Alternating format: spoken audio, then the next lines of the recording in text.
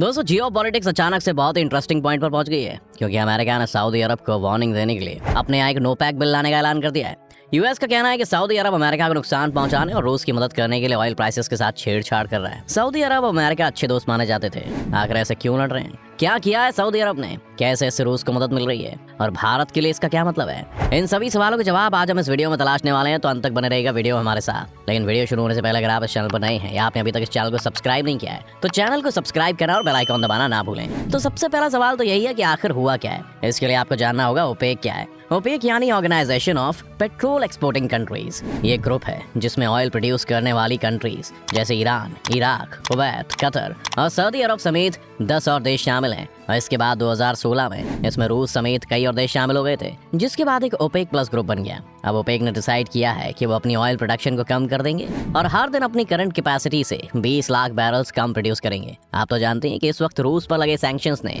Europe की क्या हालत कर दी है, और अगर ऐसे समय में ऑयल प्रोडक्शन कम हो जाएगा तो इसका मतलब है कि अचानक से ऑयल प्राइसेस बढ़ जाएंगे और यूरोप की कमर ही टूट जाएगी। इसके उलट सारी ऑयल बेचने वाले देशों को इससे बहुत फायदा होने वाला है, क्योंकि जहां लॉकडाउन के दौरान ऑयल प्राइसेस $20 प्रति बैरल पर पहुंच चुके थे, वो धीरे धीरे $85 पर आ गए थे और अब तो ये प्राइस अचानक से $93 तक पहुंच गया है। अमेरिका ने सऊदी पर ये इल्जाम लगाया है कि क्योंकि रूस भी एक ऑयल प्रोड्यूसिंग कंट्री है और ऑयल का प्राइस हर जगह सेम रहता है, इसलिए अब रूस की भी इससे कमाई बढ़ जाएगी, जिसका इस्तेमाल वो अब यूक्रेन में चल रही जंग को फंड करने में लगाएंगे। ये बात वैसे सच भी है। अगर हम पिछले साल के आंकड़ों को देखें तो मार्च से जुलाई 2021 के बीच रूस ने ऑयल बेचकर $50,000 करोड़ कमाए थे, लेकिन यूक्रेन की वॉर और सैंक्शंस के बाद ऑयल के प्राइसेस अचानक से बढ़ गए थे और रूस ने मार्च से जुलाई 2022 के बीच $90,000 करोड़ कमाए। यानी जितना ज्यादा ऑयल का प्राइस बढ़ेगा उतना ही रूस को भी फायदा होगा। ओपेक देशों का ये कहना है कि उन्होंने प्रोडक्शन इसलिए कम की है क्योंकि दुनिया भर में रिसेशन आने वाला है, जिससे कि ऑयल की डिमांड कम हो जाएगी और ऑयल के प्राइसेस गिरने लगेंगे, और वो नहीं चाहते कि ऑयल के प्राइसेस गिरे, तो इसीलिए उन्होंने अपनी सप्लाई कम कर दी है। हालांकि मजेदार बात यह है कि ऑयल प्रोडक्शन कम करने से ही रिसेशन आएगा, क्योंकि ऑयल प्राइसेस बढ़ेंगे तो सामान इधर से उधर ले जाने की कॉस्ट बढ़ जाएगी, जिससे प्रोडक्ट्स की कॉस्ट बढ़ जाएगी, और फिर जब महंगाई बढ़ेगी तो कम लोग इन प्रोडक्ट्स को खरीदना अफोर्ड कर पाएंगे और इसी से मार्केट में मंदी आएगी।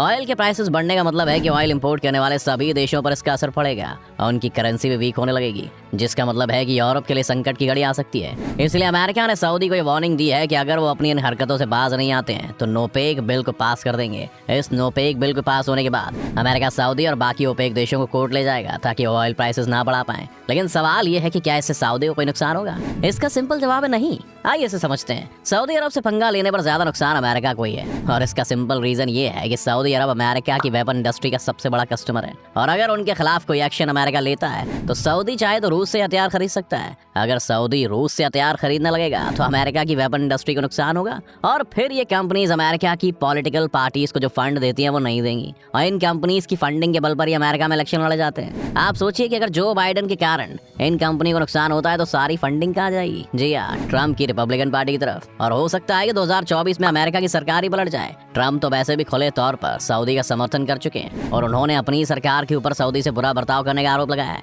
इसके अलावा ट्रम्प को पुतिन से भी कोई खास दिक्कत नहीं है, इसलिए ऑयल कंपनीज के लिए अचानक से ट्रम्प बेहतर कैंडिडेट बन जाएंगे। तो अगर जो बाइडेन को अगला इलेक्शन लड़ने के लिए फंडिंग चाहिए तो वो सऊदी से पंगा ना ही ले तो अच्छा होगा। इसका और भी बड़ा नुकसान ये है कि ऐसा करने से हो सकता है डॉलर अपनी इंटरनल करेंसी वाली पोजीशन से भी बाहर आ जाए। आपको क्या लगता है, डॉलर आखिर ग्लोबल करेंसी कैसे बना? एक्चुअली अमेरिका और सऊदी के बीच में 60 के दशक में डील हुई थी, जिसके मुताबिक सऊदी ने अमेरिका से वादा किया था कि वो अपना तेल सिर्फ डॉलर में ही बेचेंगे और बदले में अमेरिका उन्हें हथियार बेचेगा। ऐसी ही डील उन्होंने बाकी मिडिल ईस्ट के देशों के साथ भी की थी। अब क्योंकि तेल तो सभी देशों को चाहिए, इसलिए सभी देशों को डॉलर चाहिए था, और एक बड़ी वजह थी कि डॉलर धीरे धीरे एक यूनिवर्सल या ग्लोबल करेंसी बन गया था। अब अगर सऊदी अरब ये कह दे कि हम डॉलर में नहीं बल्कि किसी और करेंसी में ऑयल बेचेंगे तो डॉलर की वैल्यू अचानक से घट जाएगी, और जिस भी करेंसी में सऊदी अपना तेल बेचेगा वो करेंसी ग्लोबल करेंसी बन जाएगी। इस वक्त बाकी देशों के पास टोटल $7 ट्रिलियन पड़े हैं जो अमेरिका के पास रिजर्व रहते हैं, और वो इस पैसे को इस्तेमाल अपनी इकोनॉमी को बूस्ट करने में करते हैं। सोचिए ऑयल ना रहा तो ये $60 ट्रिलियन कौन अपने पास रखेगा? सभी देश इसे दूसरी करेंसी में एक्सचेंज कर देंगे और डॉलर अचानक से काफी नीचे आ जाएगा। तो एक तरह से देखा जाए तो सऊदी आज अमेरिका को आंख दिखा रहा है, और अमेरिका जानता है कि उसके हाथ बंधे हुए हैं। लेकिन इस ऑयल प्राइस के बढ़ने से भारत को भी लॉस होने वाला है। अगर तेल की कीमत बढ़ेगी तो हमारे लिए भी परेशानी होगी, क्योंकि हम तो अपना ऑयल इंपोर्ट करते हैं, जिस वजह से हमारे यहाँ भी महंगाई बढ़ेगी। तो अब सवाल यह है कि ऐसी सिचुएशन में भारत को क्या करना चाहिए? अभी तो हमें कुछ नहीं करना है, ना हमें सऊदी को रोकना है और ना ही पुतिन को, क्योंकि यूरोप में कुछ इंटरेस्टिंग होने जा रहा है। यूरोपियन यूनियन के देश जानते हैं कि इस वक्त उनकी हालत कितनी नाजुक है, इसलिए उन्होंने इंश्योरेंस कंपनीज पर दबाव बनाना शुरू कर दिया है। अब ये क्या बोला है, आइए ये भी समझते हैं। दुनिया भर में ज्यादातर ऑयल शिप से ट्रांसफर होता है और हर शिप की कीमत करीब 1000 करोड़ तो होती है।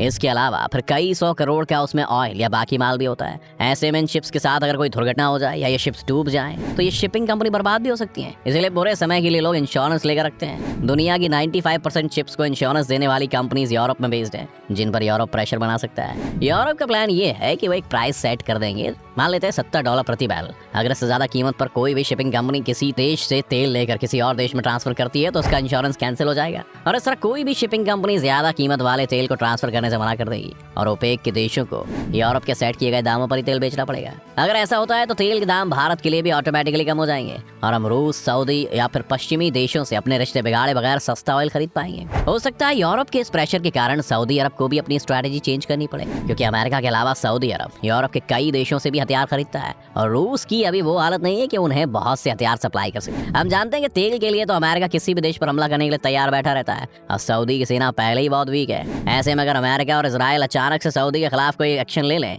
तो उनके लिए भी एक बड़ी समस्या खड़ी हो सकती है। इसीलिए अब ये साफ नहीं है कि आगे क्या होने वाला है, लेकिन इस बात की गारंटी है कि जो भी होगा वो काफी मजेदार होगा और इसके आने वाले कई सालों की फॉरेन पॉलिसी पर एक बड़ा इम्पैक्ट पड़ेगा। आपको क्या लगता है, अमेरिका और सऊदी अरब में से कौन अपने रवैये पर कायम रहेगा और किसे झुकना पड़ेगा? अपनी राय में कमेंट्स में जरूर लिखें। उम्मीद है आज की इस वीडियो से आपको काफी कुछ नया सीखने को मिला होगा। अगर आपको वीडियो पसंद आए तो वीडियो को जरूर लाइक करें और अगर आप इस चैनल पर नए हैं तो जाने से पहले चैनल को सब्सक्राइब करना भी ना भूलें।